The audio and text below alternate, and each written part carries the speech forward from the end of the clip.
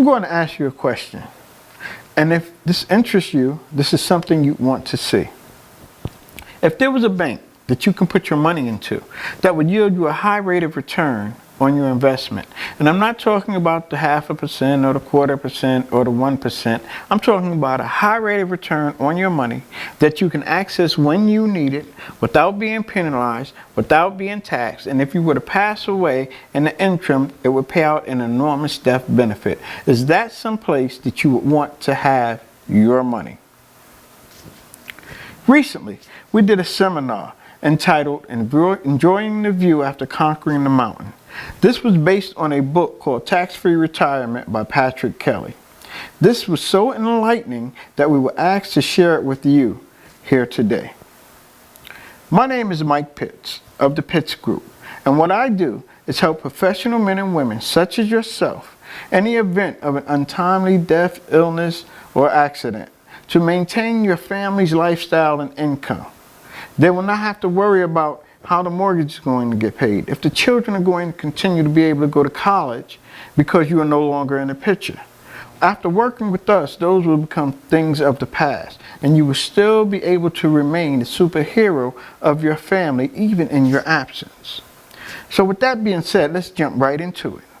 How many of you believe that taxes are going to go up? Great. Now, let me ask you another question. How many of you believe taxes are going to go down? Absolutely. You guys are right on the ball with this thing. Listen, let me tell you why they're going to go up. Social Security, Medicare, and the national debt interest. Those are three things that are going to send taxes through the roof. Okay? And now when the taxes go up, and when most people are retired, they lose their major deductions. What are your major deductions? Your home and your children. Well, by the time most people retire, they want their home paid for. And their children are usually gone, married and out of the house. So with that being said, now you're in a higher tax bracket and you no longer have your major deductions. The government is not someone you can rely on to secure your future. You cannot allow them to secure your retirement. They can't even handle their own business. If they could, we wouldn't be in a situation with the national debt. And we wouldn't have to worry about taxes going through the roof. And we wouldn't owe China trillions and trillions of dollars. So if the government can't handle its own business, how can you rely on them to handle yours? So, now that we've touched a little bit on why taxes are going to go up, let's jump right into Patrick Kelly's 9 landmines. Number 1 being lack of planning. Number 2 being procrastination. Number 3, getting on the wrong side of Mr. Interest. Number 4, desire for instant gratification. Number 5, following the masses. Number 6, the inertia factor. Number 7, a desire to get rich quick. Number 8, a lack of generosity. And number 9, acting like the future will never arrive. But don't worry, we're not going to go through all 9 of these. We are only going to touch on the first 3. Lack of planning, procrastination, and getting on the wrong side of Mr. Interest. Mr. Interest is what has gotten a lot of Americans in trouble today. How many people would like, in a 30-year period, to save $1.5 million? Anybody? Any takers for that? In a 30-year period. Okay, great. Now, this illustration shows that being possible. Now, how many people think putting away $429 a month? You know, yeah, it might be a little tough, but I can manage it, or I might not be able to manage it. This day and age with this economy, that might be a little reach. Agreed? Okay. Well, in order to save $1.5 million in a 30-year period, if you put $429 away, you'd have to do it at 12% interest rate. That's almost unheard of today. Now, when I was growing up, used to be this little bank in Brooklyn called Roosevelt Savings Bank. My mother used to go to all the time. I remember interest rates were like 13, 14% for savings accounts. But, you know, without telling my age, we're talking about 40, 50 years ago. And based on the interest rate, this is based on compounding interest. Based on the interest rate, if you can get a realistic rate today, which is about 4%, you would have to have $2,100. But if you could do that and maintain it over a 30-year period, by the time you retire, or in a 30-year period, you'll have $1.5 million. I know everybody in here, I'm pretty sure, have heard of the Indians and the Pilgrims. Thanksgiving. Indians sold Manhattan to the Pilgrims for $24. If the Indians had taken that $24 and put it in an interest-bearing account, say paying 6%, from then to now, they would have made, and from that investment, they would have made $27 billion. $27 billion. Now, Manhattan in today's market is worth $23 billion. So the Indians would have made $27 billion. That means they'd have been able to buy Manhattan back and still have $3 billion. Time compounding. Interest compounding. It's just like the penny double a day for each day. That analogy. When I first heard it, it knocked my socks off. A penny doubled a day for each day for 30 days is over $10 million. When I first heard it, here I go now. When I first heard it, I think I was just got an Amway or something years ago. I said, oh man, that's great. I'm going to do that. I think I got to about day 6 or 7 or something when I had to double maybe $30. I was done. I was done. But just the whole compounding thing really, really resonated with me. Procrastination. I want y'all to meet two of my favorite people, Mark and Jill. Jill started at the age of 19, saving $2,000 a year. She saved $2,000 a year from the age of 19 to the age of 26. That was a total of $16,000. Mark started saving, now they're the same age, but Mark started saving at the age 27. Us guys, we gotta, hang out, have fun, go to the beach, run around, do this and that. Mark started at the age of 27 saving $2,000 a year. He saved it from age 27 to age 65. It was a total of about $76,000. Let me ask you a question. When they both reached age 65, who do you think had the most money in their retirement? Mark or Jill? Mark, I'm sorry? Jill. Jill. Oh, y'all cheating. That's right, because it's on the bottom. Yeah, Jill though. But understand this. Why did she have so much more money? She had almost $150,000 more than Mark. Okay, but she only put in $16,000. He put in $76,000. He put in $60,000 more than she did. But those first 8 years, 8 years, that compounding interest. Again, we back to that penny. To that double, that analogy. So she had more money than Mark. So it's the earlier you start, the more you're going to accumulate. The key is that you got to allow the time to work for you. You got to let it work for you instead of against you. Just like Mr. Interest, when we talk about that, it can work for you or it can work against you. And the later you start, the more you have to invest. The more you're going to have to invest. Wrong side of Mr. Interest. How many people here want to send their children to college? How many just recently got out of school? How many are still in school and graduating soon? It's a story about Bill and Marcy. I like Bill and Marcy. Bill did everything right. Bill accumulated over $3 million. Don't let me, sorry Bill, I want to shortchange you, buddy. Over $3 million in his 401k. Over $3 million in his 401k. But he needed to get $77,000 out to send his daughter to school. Now, he hadn't reached the age, so he didn't qualify. So in order to get $77,000 out, the government said, we'll give it to you, but we're going to tack it on to your income. Then he had to pay a penalty on top of getting the money.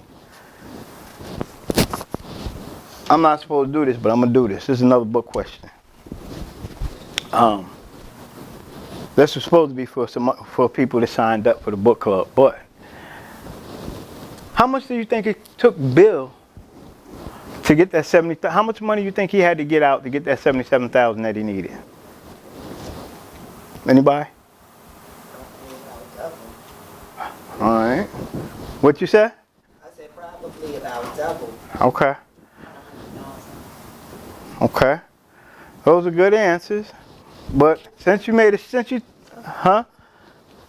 Penalized $143,000 and you had to take 77 out. Would be that's true. Well, what it was he had to take out 193,290. Plus the 77. That was included. Oh. That was included, but it cost them $123,000 to get 77. Now, now understand this though. Wait, yeah, I don't want to lose y'all here because this is a very important point.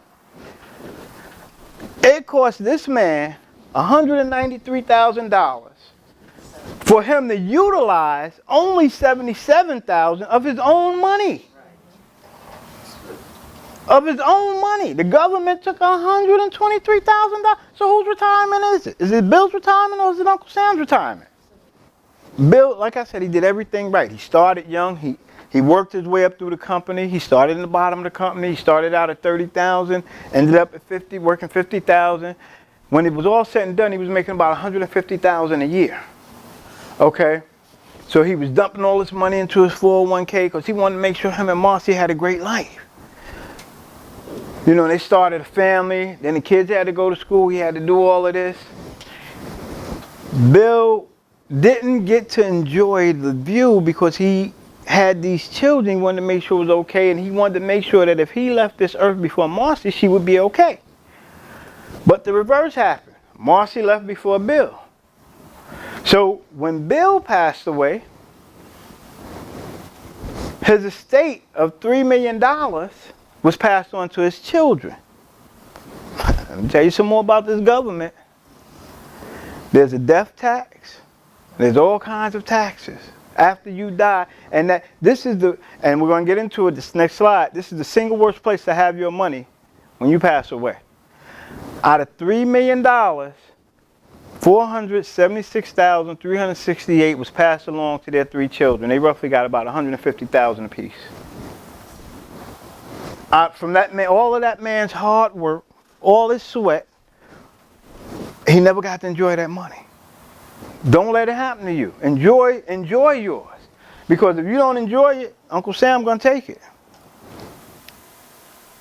So now, with all that we've learned to this point, I've got another question. What is the best kind of money?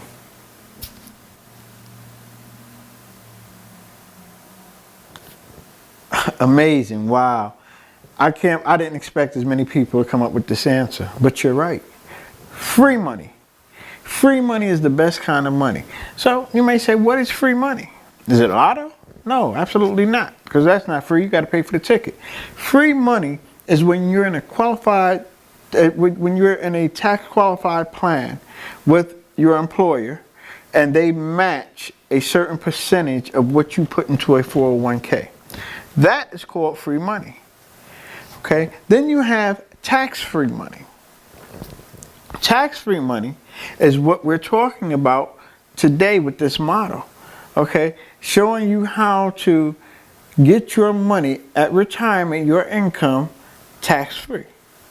Okay, tax-deferred money, again, is a 401k, a 403b, any type of tax-qualified plan that the government backs and say you can put your money here and pay taxes on it later. And then taxable money. That's the money that you take home. That's the money that you pay your bills with. It's the difference between net and gross on a weekly, annually, or monthly basis, however you are paid. Taxable money is the money that Uncle Sam gets his before you get yours. These are the smart money investment orders. Free money, tax-free money, tax-deferred money, and taxable money. So now, the last statement we made about what you do not know about your 401k.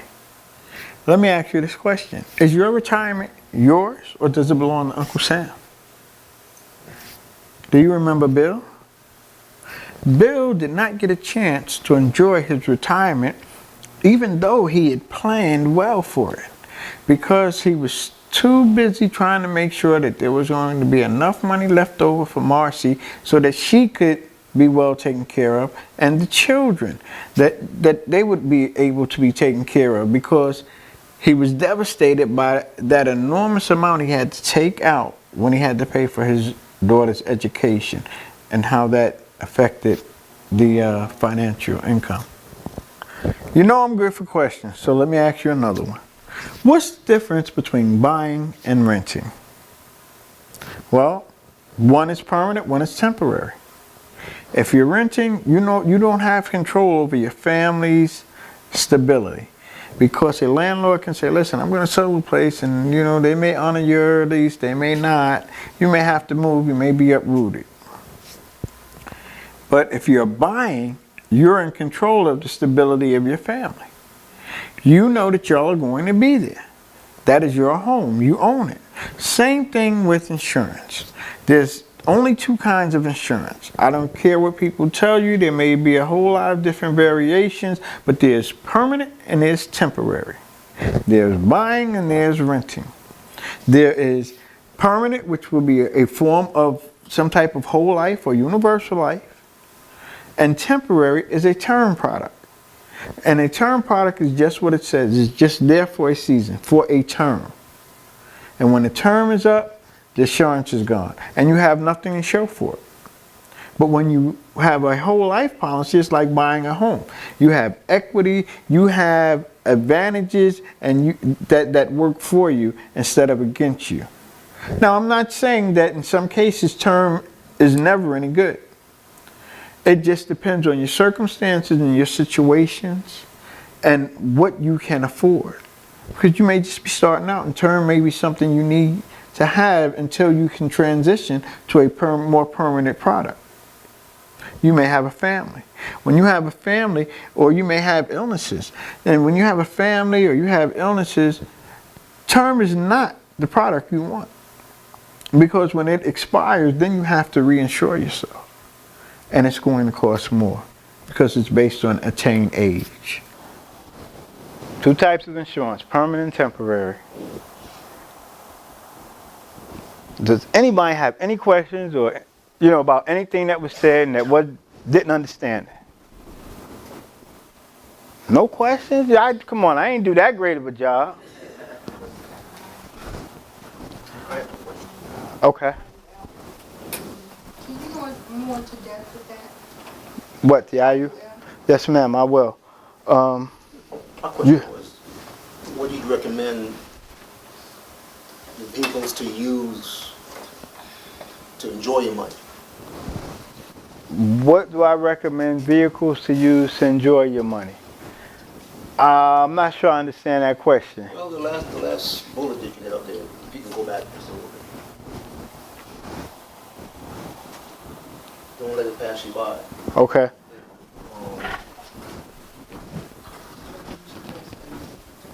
Huh? Go ahead. No, I was Oh. just trying to understand his question. Okay, right. That's Instead of putting your money into just a 401k, what other vehicles do you suggest in order to enjoy your money? I wasn't sure. Is that Now, yeah. enjoy it now? This vehicle here, because it's going to allow you access to it. See, with this vehicle here, again, we're back to the question: what warrants retirement, age or income? If you've prepared, you don't have to wait till you're 65 to start enjoying your retirement. But if you go with a government or a tax qualified plan, you've got to go by their guidelines. See, let me ask this question. Go ahead, you go. Let me ask this question. Who tell you how much you have to pay for insurance? The insurance company or the government? The insurance company, absolutely, because they're assuming the risk, right? But who tell you how much you can, how much insurance you can have without it being considered taxable? The government. The government sets that regulation. Why? Because they don't want you to be able to get too much, get too much without them getting their piece. That's basically what it boils down to. That's why the government, but see, they have not been able to really regulate insurance. See, the way, and I'm going to go into, because you asked me to go into it a little more with the IUL. The reason you can get that money tax-free is because when you withdraw that money, you're withdrawing it as a loan from your policy, but you never have to pay it back. It just diminishes and then it replenishes itself based on the compound interest. And that's why the death benefit was going down. You remember, let me go back for a minute and show you. Certain amount of time that it has to be in there, whether it has to age to a certain degree. Good question. I wish I had another book. Good question. No. Well, no, yes and no. Once you put this money in, it's your money. From the second year, you can withdraw it. You just can't close it out. So this $216,000 over a 20-year period, to break it down, it costs us $12,000 a year. Okay? So after the first year, there's $12,000 cash value in that account. Once you pass that year anniversary, if she needs $11,000, she's got access to it. And there's no penalty. But if it was a 401k plan, she wouldn't have access to it. So as that money accumulates, I mean, it's $12,000 a year, so in 5 years it'll be $60,000. If she needs $50,000, she got it. No questions asked. Did that answer your question? Okay. Pastor George, did I answer your question? Okay. Any other questions? I have a question. Mm-hmm. What rate of returns are you getting, and what are you investing in? And if I say, okay, Mike, go ahead and take my money, and here's $50,000, whatever the number we come up with, what are you going to be investing in, and how do I know what that return is going to be? We'll sit down and we'll talk and we'll go over it and we'll see. Like I said, you tie it into the S&P 500 or you tie it into gold or the LIBOR. It just depends, on. Risk tolerance. But that's right. It's still an up and down type thing, right? So there's not a guarantee for the most part, unless you want to get like real low returns, like 2 or 3%. That's the only type of guarantee it. Right. You're right. Your guarantee is that it won't go below, like you said, 3%. Right. Or depending on what whatever. But you're guaranteed. You're guaranteed to make at least that minimum amount on your money. So 3% of $100,000 is. Right, it's $3,000. Right, you're right. Your guarantee is that it won't go below, like you said, 3%. Right. Or depending on what whatever. But you're guaranteed. You're guaranteed to make at least that minimum amount on your money. So 3% of $100,000 is. Right, it's $3,000. That's a lot. That's not very much, right? Well, it's not. But there's no money mark. Where else you gonna put your money right now? Real estate. And okay. That's I know you were going and that's good. And that's good. And you're right, to a degree, but suppose somebody don't have you got to accumulate the money to get into real estate. Okay. You know what I'm saying? So what other vehicle you going to put it in to accumulate money to once you accumulate it, now you can diversify. Right. But the key here is you got to build it first. Yeah, some people say disagree. Disagree with what? With the real estate. Oh, yeah, with the market. The market. I mean, it's coming back now, but a lot of people lost a lot of money because of the surprise, about. If you don't mind my asking, as far as your wife's policy, what's the minimum percentage rate on hers? The minimum percentage rate on leases is 3%. That'll max out at 11.7.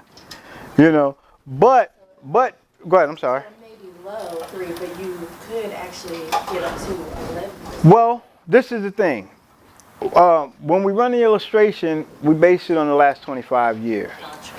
It's been 7.71 is the lowest it's been in the last 25 years. Okay, so Can you go ahead. self-direct? Can you have some of these accounts self-directed where you could choose whether, you know, after you've accumulated, like maybe you can invest in real estate or maybe you can invest in gold. Like you can make the choice rather than somebody making the choice for you. Absolutely, you've got total control because it's tied into your insurance policy. So when you do an insurance policy, you're the owner. Whoever the owner is makes all the decisions. Okay, so just because it's an investment vehicle, it's not regulated by the government. You can, like you and I had talked about before with Scott, Right. you can take it and, you know, you have to talk to your, you know, your accountant or whatever, but there's a way to roll over into a 1035 to invest Right. into real estate. Right. You know, so it just gives you a lot of options, you know, from this This will be able to vehicle. let you self-direct into whatever vehicle you want to as well. Kind of like a self-directed, and you would be the custodian of the account. Is that how it works? No, ma'am. All I am is the agent that help you set it up. I gotcha. You know, you are in total control. I mean, I'm your consultant. If you got a question, you call me. You know, say, listen, you know, key point here though. These accounts are something that you want to stay in touch with your agent annually because you want to monitor it. You want to make sure what percentage rate did I get this year? Is it going up? Is it going down? Where did it stay the same? You know, so and because you can't once you've earned that percent, you're locked in. Like you said, let's say 100,000. Let's say you earn 7%. That's $7,000. That's pretty good. And over the last 25 years, it's been in that range. It was at 8.73, I think, 2 years ago. So for that year that it was 8.73, somebody earned $8,700. They can't lose that. You don't lose that the next year. Now it's added onto your account to your value, so it's compounding like the thing with Jill and Mark. You know, so it's growing exponentially. You know, and then you can take it and diversify. Back to your question, like you were saying, what do you recommend to enjoy your money? Well, you take it and you go on a cruise. You take it and reinvest it. You take it and buy real estate. You take it and do whatever you want to do with it. If Bill had known this, he could have taken $77,000 and sent his daughter to college and still had his $123,000 that the government took. So now, Mike, can you, like, let's say you had $20,000 and somebody was going to pay you 10 or 12% interest rate on that, which is fairly good based on what the market is. Would you be able to lend it to that person to invest in real estate, and then you collect, and that interest goes back into their account? Say that again now. Okay, so let's say somebody had $20,000 and they said, look, I need a $20,000 down payment to buy this deal, here's the deal, and you think it's a good deal, and you think these people know what they're doing, right? Can you lend that person the $20,000, right? It's taken out of their IRA, and they're investing in this real estate, and then the profits that they make go back into that at the 12 guaranteed 12% interest rate or whatever it is. Can you do that with the money? In other words, you're asking, can you overfund? Can you take money out of here to lend to somebody, and then once they give you it back or whatever, can you put it back in here? Without having to taxes, right? Absolutely. You can retrieve without it being taxed. You have a question? I was gonna say, because you already paid taxes on That's right. when you Before you put that's right. Before you put it in. That's right. Absolutely. So And another good thing about that too, unlike any other investment vehicle, is if you die, you have insurance. Yep. Insurance. Yep. And that's the key. That's when you've got the insurance and you've got the retire. You've got the best of both worlds. Really. And a lot of times. Oh, I hope I ain't pull that cord. I forgot about that cord. But a lot of times, people they just don't know. And now knowing is half the battle. Just like with real estate and anything else. Knowing is half the battle. Once you know, sky's the limit. You know, you can take off. You can go anywhere. You know, and that's why, you know, this was important. You know, but I invited people. I told them because I like to pass knowledge on. See, business is not just built on a sale. It's built on building relationships and trust. Okay? So because I want to, just like you have a family doctor, family lawyer, family dentist, I want to be your family insurance guy. You know, I want to be somebody that you feel comfortable referring to your family and friends. Listen, he's going to take care of you. You know what I'm saying? You need to sit down and talk to this guy. Any other questions about anything? Yeah, Mike, Yes, sir. the $41,000 you said you'll collect monthly on that investment, Yearly. is that taxable? No, sir. It's not taxable at all? That's right. That's right. It's not taxable at all. And like I was saying over there, if she just decide, listen, you know what? Yeah, you put this in place for me, but I hate you now. I'm divorcing you. I'm taking my money and I'm leaving. She can get that whole $216,000. Now, anything above and beyond that, she would have to pay taxes on. You know, but up to what she invested is tax free. The initial investment. Mm-hmm. You're talking about the initial investment. Right. Not what you put in afterwards. Right. No. Whatever she put in. Oh, okay. Whatever she put in. But I'm not talking about the accumulated growth. Close it out. Now you fall back into the realm under the government. You understand? Now it's no longer insurance. See, it's a fine line. That's why you got to have an insurance rep that know what they're talking about and know what they're doing. Yes, ma'am. But, correct me if I'm wrong, if you close it out, you can still choose to not pay into it anymore and not have a penalty, right? Like, oh, and I'm sorry, that's not my question. Okay. If you decide, like, my question is, why would you close it out then, essentially? Because you could choose that you just don't want to put money into it anymore, and you won't be penalized for doing that. Right? Absolutely. Absolutely. Now, and another thing with that, see, you can overfund that. You can overfund it. See, a universal life policy differs from a whole life policy. And the fact that a whole life policy has a level benefit and it has a level premium. Universal, you may want to put a little more in 1 month. Because, see, that's just the number we chose. We looked at several. We looked at one that was going to pay her $92,000 a year. We looked at one that was going to pay $60,000 a year. But that's the one that we chose because those other ones required more of a commitment. You know, more money that we would have had to put in.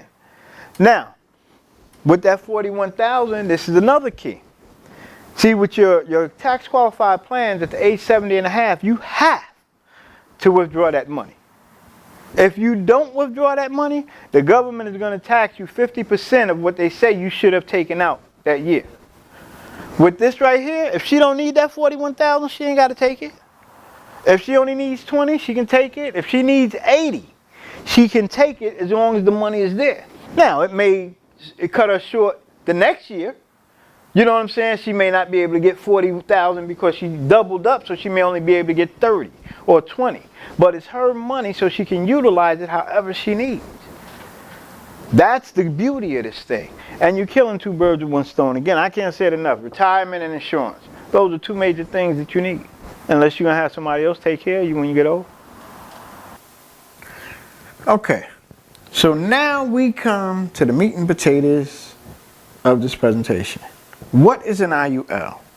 An IUL is an Index Universal Life product. It is a permanent life insurance product that we can tie retirement and life insurance in together. You kill two birds with one stone. It allows you to access your income retirement tax-free. An IUL is an Index Universal Life product that allows you to have a death benefit for life insurance and a retirement benefit that you can receive tax-free. It's the best of both worlds. It allows you to prepare for your family in the event that something happens to you, and it allows you to enjoy the money while you're still here. Most of the time, people don't really like to talk about insurance because it's usually for the people that are left behind after they're gone. This product allows you to enjoy it while you're still here and leave them well taken care of after you're gone. This has been tried and true. I put together a policy for my wife who was self-employed and had no retirement. We started at age 46. she will receive at the age 65 $41,851 a year, tax-free, as her retirement benefit. Now, what you've got to understand here is that if something happened to her along the way, $734,236 is going to be a death benefit that is going to be paid out. So you may say, wow, that sounds good, that's great. Yes, we had to invest over a 20-year period, because see, at the age of 64, she will no longer have to pay into this, and she'll continue to receive that $41,000 until she's age 85. And the death benefit at that time, it will fluctuate, but it will never drop below $188,000. And then when she's no longer receiving that tax-free retirement income, at the age of 95, and I'll show you samples we did in 10-year increments, her death benefit will be $1.1 million and some change. This, guys, is the best of both worlds. If she needs this money along the way, she can access it tax-free without being penalized, because after all, it's her money.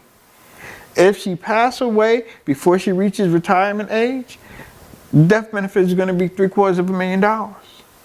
Her total investment into this over a 20-year period of time is only going to be $216,000. And you may say, now that sounds like a lot. Not when you're going to get $41,851 for 20 years. Then on top of it, have a death benefit. You're securing the best of both worlds. Think about it. How much do you put into a 401k that you can't access when you want it? And that you're penalized if they allow you to access it. And then you got to pay taxes on it. Guys, this right here is the best of both worlds. Enjoy your retirement while you're alive, and enjoy your family, and also know that you're leaving a legacy behind for them, killing two birds with one stone. IUL, Index Universal Life. We would like to thank you for viewing our video. For more information, you can visit us at www.thepittsgroup.com. Also, follow us on Twitter at The Pitts Group. Like us on Facebook at www.facebook.com/thepittsgroup. And join our virtual book club via the Food for Thought tab on our website. It's a lot of very good and valuable information there. Now, we've done our part by providing this information for you.